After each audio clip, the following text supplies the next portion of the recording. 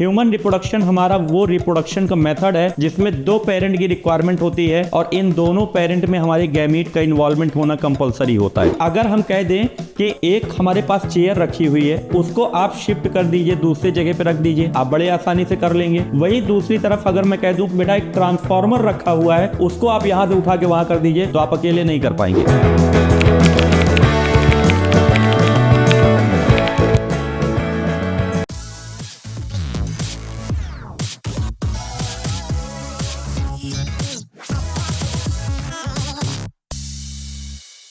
नमस्कार दोस्तों, कैसे हैं आप सब।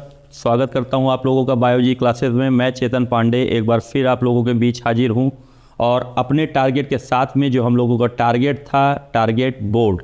तो आज हम लोग बेटा आज की वीडियो देख करके काफ़ी लोग खुश भी होंगे। जैसे हमारे चैप्टर का नाम है ह्यूमन रिप्रोडक्शन, आप देख रहे हैं। अब ह्यूमन रिप्रोडक्शन खुशी इसलिए होगी क्योंकि बोर्ड से रिलेटेड आपको अब कंटेंट मिलना स्टार्ट हो जाएंगे। जो हम लोगों ने लास्ट क्लास में जैसे हम लोगों ने चैप्टर के वेटेज के बारे में बात किया था, वो चैप्टर के वेटेज में हम लोगों ने देखा था कि सेकंड लार्जेस्ट वेटेज वाला चैप्टर हमारा पहला यूनिट था जो 16 मार्क्स में आ रहे थे, सेकंड यूनिट में 20 में था। इसके बाद हमारा सेकंड लार्जेस्ट फर्स्ट यूनिट ही था।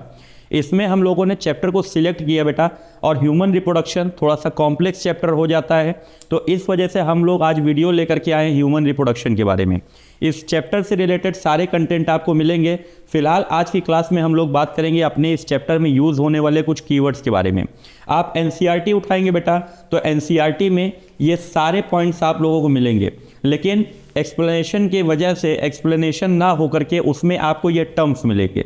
तो उन टर्म्स का मतलब क्या है, और ये टर्म्स हमारे पूरे चैप्टर में यूज़ होने वाले हैं। तो अगर आपको चैप्टर बेहतर ढंग से समझना है तो उसके लिए हमें ध्यान देना पड़ेगा इन कीवर्ड्स के बारे में।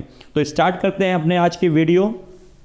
देखिए बेटा, ह्यूमन रिप्रोडक्शन समझने के लिए हम लोगों को ये कीवर्ड्स के ऊपर फोकस करना पड़ेगा। और ये कीवर्ड हमारे कौन कौन से हैं? गैमेटोजेनेसिस है, insemination, fertilisation, implantation, gestation period और पार्च्यूशन। ये सारे टर्म्स हमारे ह्यूमन रिप्रोडक्शन में आते हैं या रिप्रोडक्टिव फेज में आते हैं। कहीं ना कहीं ह्यूमन रिप्रोडक्शन में ये टर्म्स का इन्वॉल्वमेंट होता है। बात किया जाए कि इन टर्म्स को क्या कहा जाता है और कैसे इन टर्म्स को दिया गया है और किस तरीके से इन टर्म्स का मतलब क्या होता है, ठीक है। तो देखिए, सबसे पहले बेटा हम लोग बात करें गैमेटोजेनेसिस। अब जाहिर सी बात है, ह्यूमन रिप्रोडक्शन आप पढ़ने जा रहे हैं तो ह्यूमन बीड में किस टाइप का हमारे मोड ऑफ रिप्रोडक्शन देखने को मिलता है। आप लोग दो तरीके के रिप्रोडक्शन मेथड के बारे में जानते होंगे, एक एसेक्सुअल होता है और एक सेक्सुअल होता है। एसेक्सुअल की यहाँ कोई बात नहीं करना, क्योंकि ह्यूमन बीइंग एक डेवलप्ड काइंड का स्पीशीज है और यहाँ पे जो रिप्रोडक्शन देखने को मिलेगा वो सेक्सुअल मेथड हमको देखने को मिलेगा। सेक्सुअल मेथड क्या होता है? Sexual method is a type of reproduction in which two parents are required with the involvement of gametes. Human reproduction हमारा वो रिप्रोडक्शन का मेथड है जिसमें दो पेरेंट की रिक्वायरमेंट होती है और इन दोनों पेरेंट में हमारे गैमीट का इन्वॉल्वमेंट होना कंपलसरी होता है।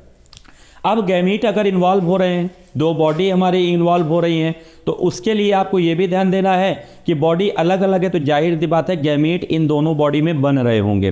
तो अपने अपने बॉडी में गैमीट का फॉर्मेशन होना ही पहला हमारा कीवर्ड कहलाता है, जिसका नाम है गैमेटोजेनेसिस। अब गैमेटोजेनेसिस में दो टर्म से मिलकर के बेटा ये बना है। एक वर्ड आता है गैमेटो और दूसरा वर्ड आता है जेनेसिस।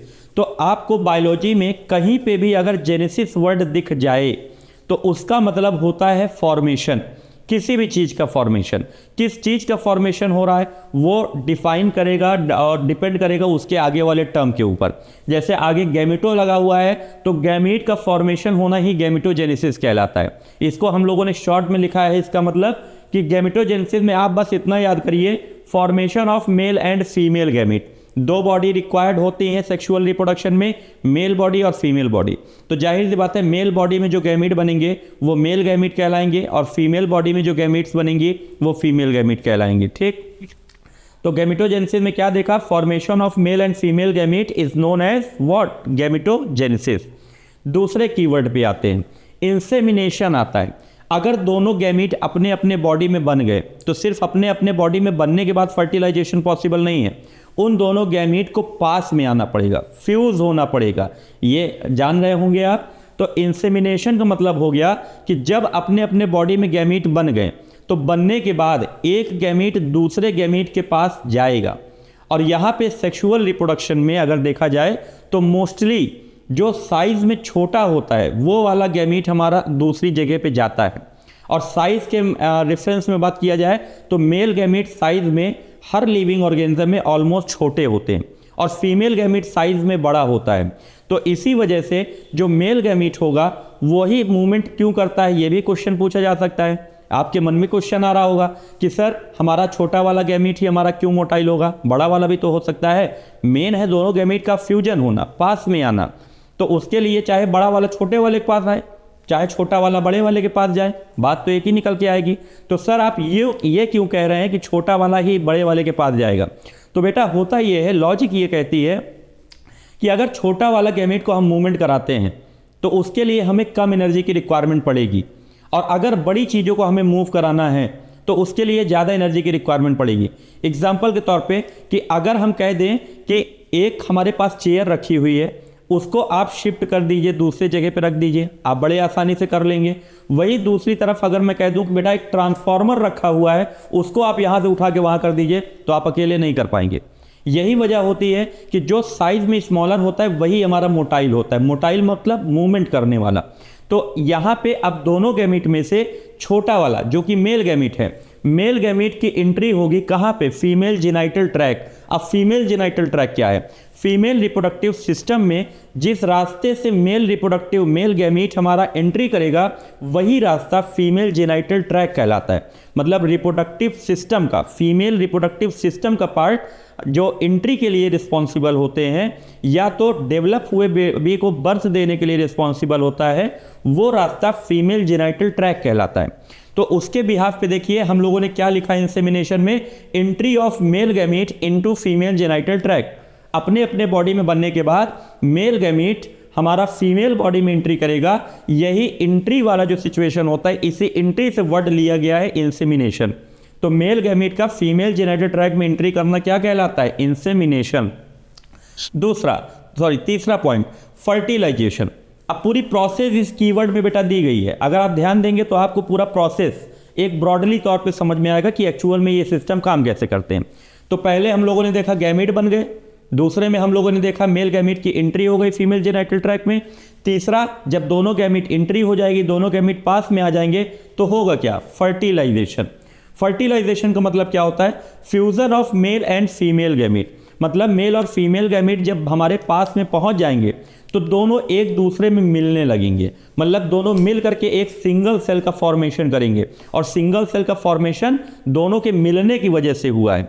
इसी हमारे मिलने की प्रोसेस को हम फर्टिलाइजेशन भी कहते हैं। फर्टिलाइजेशन की जगह पे एक वर्ड और आप जानते हैं कि फर्टिलाइजेशन को आप सिनगैमी भी कह सकते हैं। क्या कह सकते हैं? सिनगैमी। तो कभी अगर फर्टिलाइजेशन की जगह पे सिनगैमी वर्ड यूज हुआ हो तो उसमें आप लोग कंफ्यूज मत होइएगा। जैसे पूछ लिया जाता है व्हाट इज फर्टिलाइजेशन, तो हम जानते हैं, अच्छे से आंसर कर लेंगे। वही आपको कंफ्यूज करने के लिए बोर्ड क्या करेगी, वहां पे लिख देगी व्हाट इज सिनगैमी। तो ये कहेंगे सर ये तो हम पढ़े ही नहीं है। तो नाम, प्रोसेस एक ही है, नाम अलग अलग है, तो दोनों नाम से आपको अवेयर होना जरूरी रहेगा यहाँ पे। ठीक है, फोर्थ पॉइंट पे आते हैं।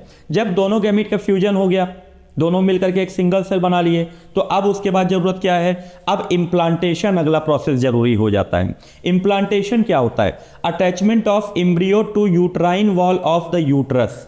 अटैचमेंट ऑफ एम्ब्रियो, पहली चीज आपको यह जानना है कि एम्ब्रियो क्या होता है सर।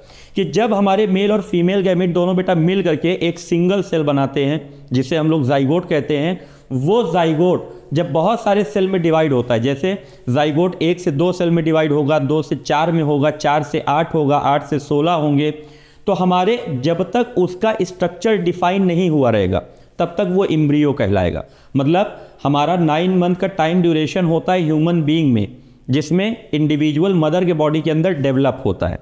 तो शुरुआती दौर में जब तक एक बॉल लाइक स्ट्रक्चर होगा, ग्रुप ऑफ सेल जो डेवलप हो रहा है, तब तक वो एम्ब्रियो कहलाएगा।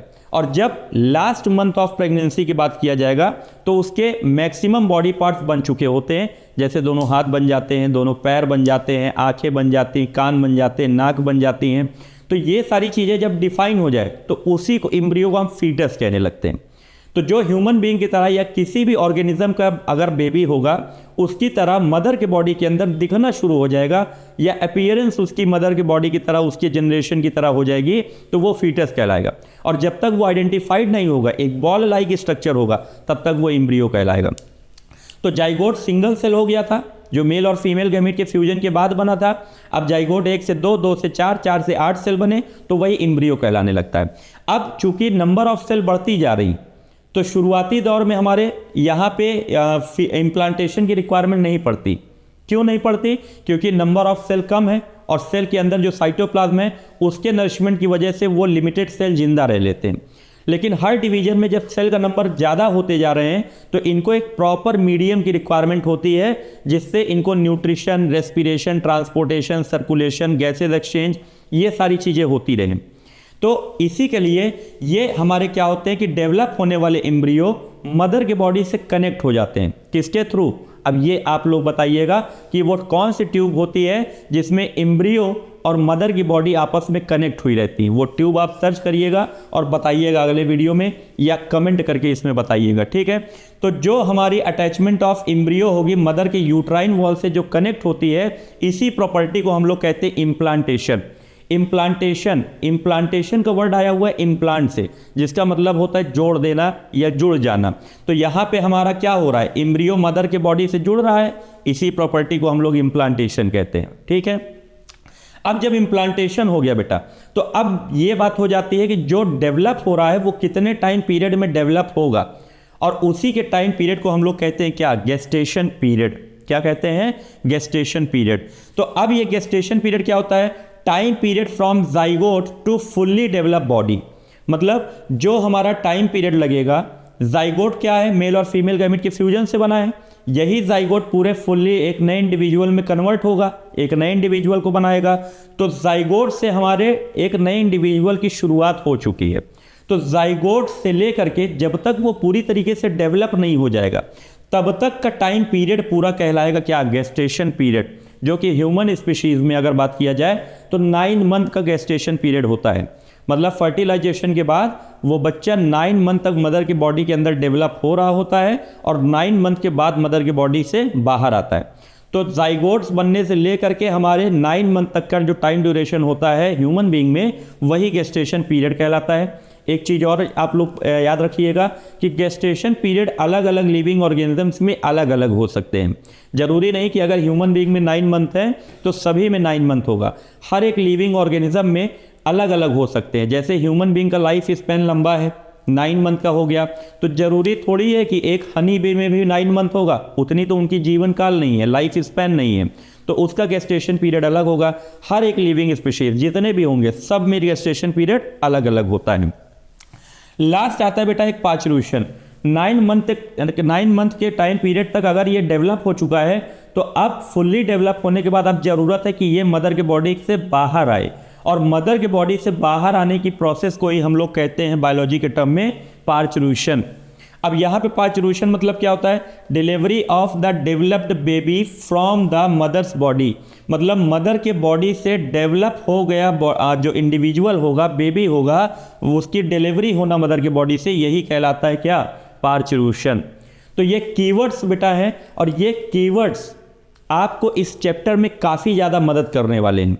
तो आपको अगर पूरा चैप्टर समझना है तो उसके लिए आपको ये कीवर्ड्स अपने दिमाग में बैठा लेना है, क्योंकि ये कीवर्ड्स आगे जहाँ पे यूज़ होंगे वहाँ पे ये पूरा एक्सप्लेनेशन के साथ में नहीं मिलेगा। वहाँ पे ये लिखा रहेगा फर्टिलाइजेशन, वहाँ पे ये लिखा हुआ इम्प्लांटेशन, वहाँ पे ये लिखा होगा गेस्टेशन पीरियड। तो जब इनके बारे में आप जान रहे होंगे तभी तो वो टर्म्स आपको समझ में आएंगे। तो ये टर्म्स हमारा पूरे ह्यूमन रिप्रोडक्शन का एक सीक्वेंशियल ऑर्डर है, जिसमें अब देखिए सीरीज के फॉर्म में अगर देखा जाए तो गैमेटोजेनेसिस, रिप्रोडक्शन, सेक्सुअल रिप्रोडक्शन कैसे कंप्लीट होता है। गैमेटोजेनेसिस में क्या होता है, मेल और फीमेल बॉडी, 2 बॉडी की रिक्वायरमेंट होती है, अपने अपने बॉडी में गैमेट बन गया। फिर गैमेट बन गया तो अब क्या होगा, एक गैमेट को दूसरे के पास पहुंचना पड़ेगा। यही एक गैमेट को दूसरे के पास पहुंचने की प्रोसेस इंसेमिनेशन कहलाती है। इसके बाद इंसेमिनेशन जब दोनों गैमीट पास में आ गए तो क्या होगा, फर्टिलाइजेशन होगा, दोनों गैमीट में फ्यूजन होगा, और दोनों गैमीट जब फ्यूज हो गए तो जाइगोट बना लेंगे, और जाइगोट जब बना लिए तो नंबर ऑफ सेल का डिवीजन शुरू हो जाएगा, बेबी बनने की प्रोसेस शुरू हो जाएगी।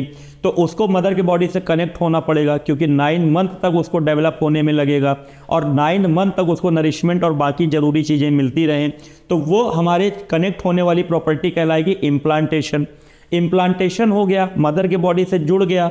अब क्या ज़रूरी है, कब तक ये डेवलप होगा, कितना टाइम पीरियड लगेगा, वही टाइम पीरियड हमारा कहलाता है गेस्टेशन पीरियड, जितने समय में वो डेवलप होगा। और गेस्टेशन पीरियड के बाद जब फुल्ली डेवलप हो गया तो मदर की बॉडी से बाहर आ गया, इसी को आपने पार्चुलेशन कहा।